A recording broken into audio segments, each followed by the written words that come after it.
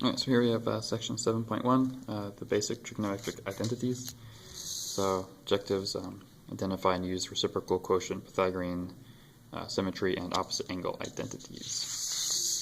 So a statement that is true for all the variables, or all the values of a variable, is referred to as an identity. It's always a true thing. If you have trig functions, these are called trigonometric identities. So there's a whole bunch of them. These are the reciprocal identities. We've seen these before.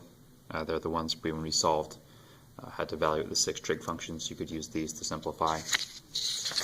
You have what's referred to as the quotient identities. So sine over cosine is the tangent, cosine over sine is the cotangent.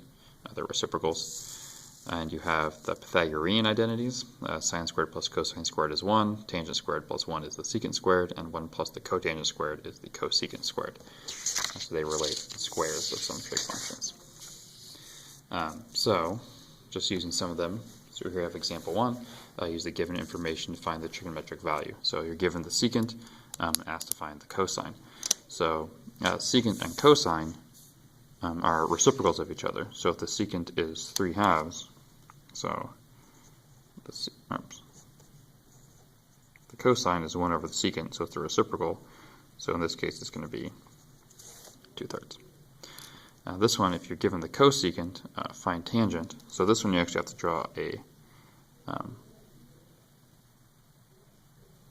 triangle for.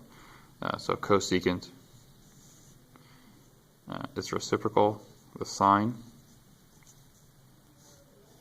Think about a right triangle. Sine is opposite over hypotenuse. So you need to find this missing side here. So that's Pythagorean theorem.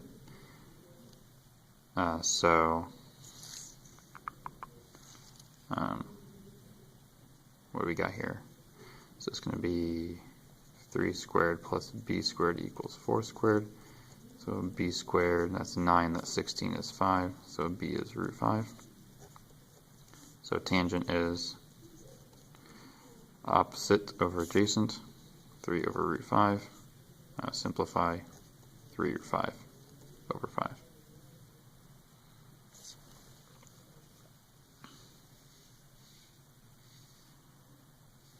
So there's some other ones. These are the symmetry rules.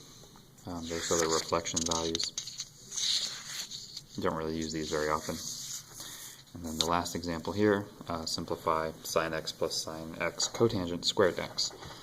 So you're going to reduce this down as far as possible. If you notice, they both share a sine, so I can factor a sine out. So you get that guy. If you look at your Pythagorean identities,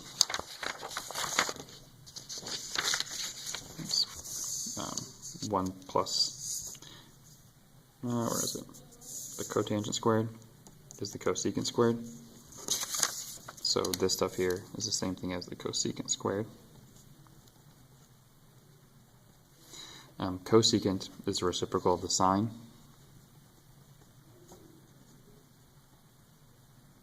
And then if you have a sine on top, sine on bottom, you can cancel. So this big fancy thing reduces to 1 over the sine of x, which is just by itself the cosecant of x. And that is your answer. So you've simplified down to a single trigonometric value. So that is the notes for section 7.1.